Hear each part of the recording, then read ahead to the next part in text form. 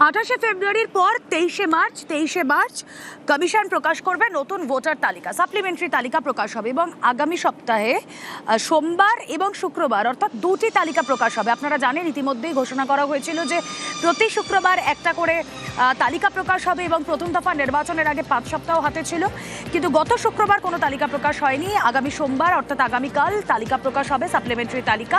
শুক্রবারও একটি তালিকা প্রকাশ হবে।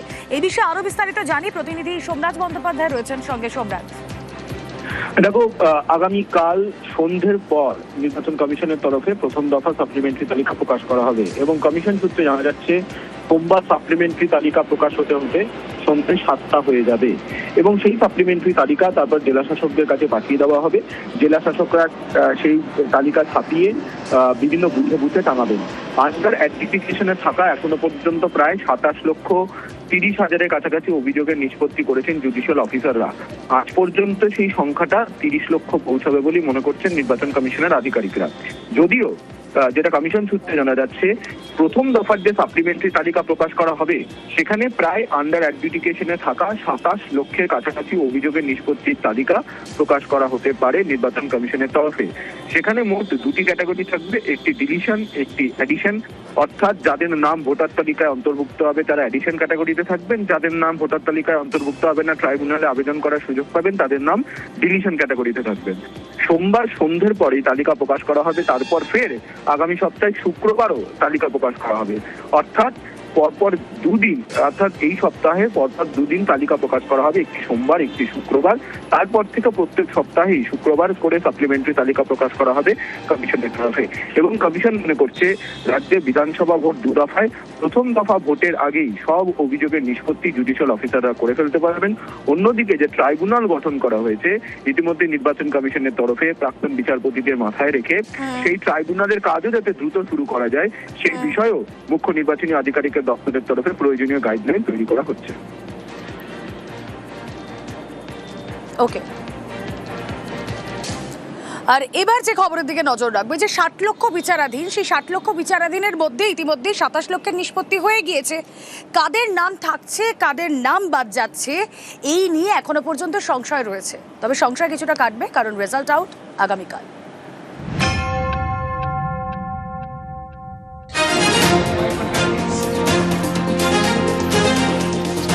28 ফেব্রুয়ারি রাজ্যে প্রথম ভোটার তালিকা প্রকাশ করে নির্বাচন কমিশন, আর 20 মার্চ অর্থাৎ শুক্রবার প্রথম সাপ্লিমেন্টারি তালিকা প্রকাশ হওয়ার কথা ছিল, কিন্তু তা হয়নি।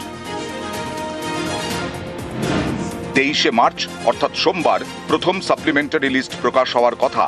এরপর থেকে প্রতি শুক্রবার সাপ্লিমেন্টারি ভোটার লিস্ট প্রকাশ করবে কমিশন। 28 ফেব্রুয়ারি প্রথম ভোটার তালিকা প্রকাশের পর দেখা যায় বিচারাধীনের সংখ্যা 60,06,675। শুক্রবার পর্যন্ত 27,23,000 নামের নিষ্পত্তি হয়ে গেছে। এর ভিত্তিতে সোমবার তালিকা প্রকাশ হওয়ার কথা। এর মধ্যে অন্তত 8 লক্ষের নাম বাদ যেতে পারে। যাদের নাম বাদ যাবে তারা আবেদন জানাতে পারবেন ট্রাইব্যুনালে। সুপ্রিম কোর্টের নির্দেশে 23 জেলার জন্য প্রাক্তন বিচারকদের নেতৃত্বে 19টি ট্রাইব্যুনাল গঠন করা হয়েছে।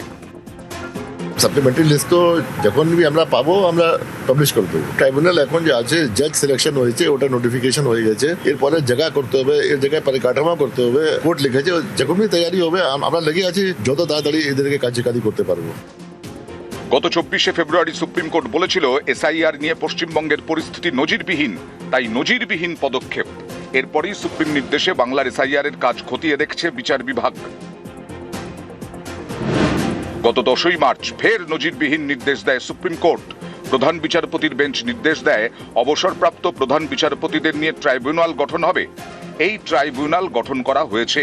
সাপ্লিমেন্টারি তালিকা প্রকাশের পর যাদের নাম বাদ যাবে তারা এই ট্রাইব্যুনালগুলিতে আবেদন জানাতে পারবেন। আবেদন জানানো যাবে অনলাইনে, জেলা শাসক অথবা মহকুমা শাসকের অফিসে গিয়ে। এখানেই নানা প্রশ্ন উঠতে শুরু করেছে। যাদের নাম বাদ পড়তে পারে তাদের ভোটের ভবিষ্যৎ কি? ট্রাইব্যুনালের বিচারে কেউ যোগ্য প্রমাণিত হলে তিনি কিভাবে ভোটার তালিকায় নাম তুলবেন? ভোটার তালিকায় নাম তোলার যথেষ্ট সময় মিলবে তো? অবশেষে নির্বাচন কমিশন সাপ্লিমেন্টারি তালিকা প্রকাশ করতে চলেছে সোমবার বিকেলে। পাশাপাশি তালিকা প্রকাশের আগেই নির্বাচন কমিশন সুপ্রিম কোর্টের নির্দেশে তৈরি করে দিল ট্রাইব্যুনালও।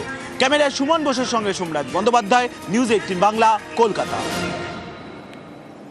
অনুপ্রবেশকারী ভুয়ো ভোটারদের নাম কোনোভাবেই তালিকায় থাকবে না, আর এসআইআর এ বেছে বেছে টার্গেট করা হচ্ছে। একদিকে বলছেন প্রথমেই শুভেন্দু অধিকারী, তার পাল্টা দিচ্ছেন ফিরহাদ হাকিম।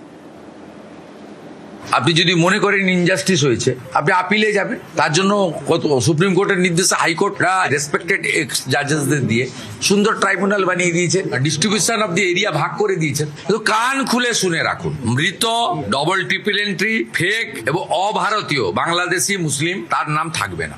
যেখানে খুশি যেতে পারেন। ভারতীয়দের যেভাবে হ্যারাস করা হচ্ছে যাতে না করা হয়, যে অন্তত বিচারের এর বাণী যেন নীরবে নিবৃতে না কাঁধে, যাতে বিচার পায় সব ভারতীয় যে আমি ভারতীয়, আমার কাছে ভোটাধিকার আছে, এটা আমার সংবিধান আমায় দিয়েছে। এক শ্রেণীর মানুষ, এক ধর্মের মানুষ, এক বর্মের মানুষ তার নাম কেটে দেওয়া হবে, এটা সংবিধান অ্যালাউ করে না। এসআইআর এ যার পারছে তার নাম বাদ দিয়ে দেওয়া হচ্ছে, ভোট কাটাকুটির খেলা চলছে। রাষ্ট্রপতি শাসন করে সরকার নিয়ন্ত্রণের চেষ্টার অভিযোগ তুলেছেন ঈদের মঞ্চ থেকে মমতা বন্দ্যোপাধ্যায়। সুর তার ছিল সপ্তমে।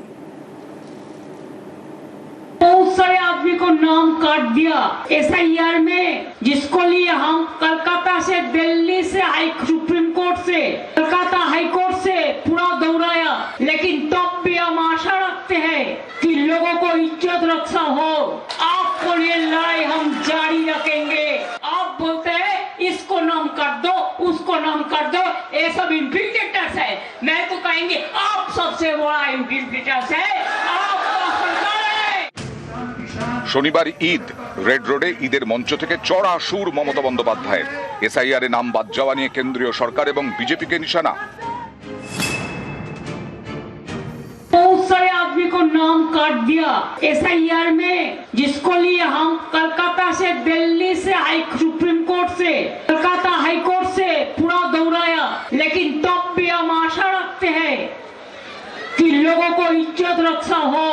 अगर कोई भी आप लोगों को पास नहीं है तो हम बंगाल का ऑल सिटीजन का साथ, नागरिक का साथ, ऑल कम्युनिटी का साथ, ऑल कास्ट का साथ, ऑल किड का साथ, आप लोगों को परिवार का एक मेंबर होके रह के आपको ये लड़ाई हम जारी रखेंगे।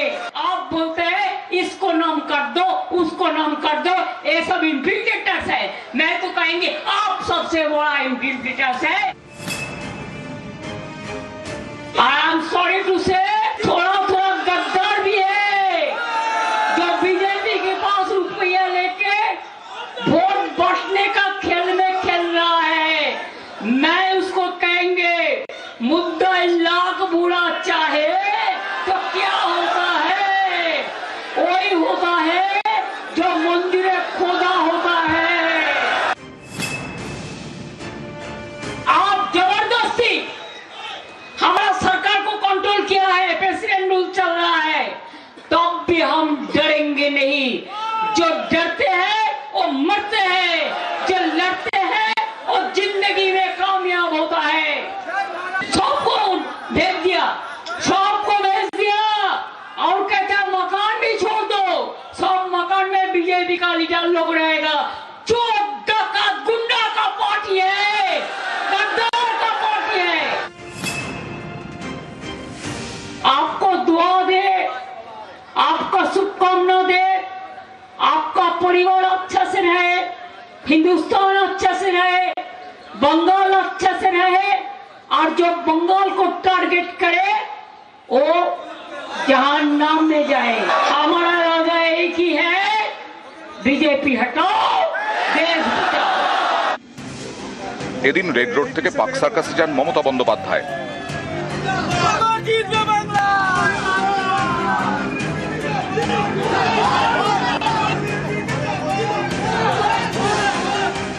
পাক সার্কাসের লাল মসজিদ এলাকায় জনসংযোগ করেন।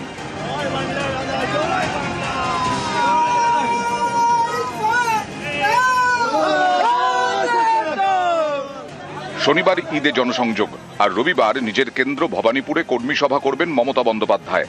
আগামী সপ্তাহে উত্তরবঙ্গে ভোট প্রচারে নামবেন তৃণমূল নেত্রী। তার আগে রবিবার কর্মীদের নিয়ে বৈঠক করবেন। নিউজ 18 বাংলা।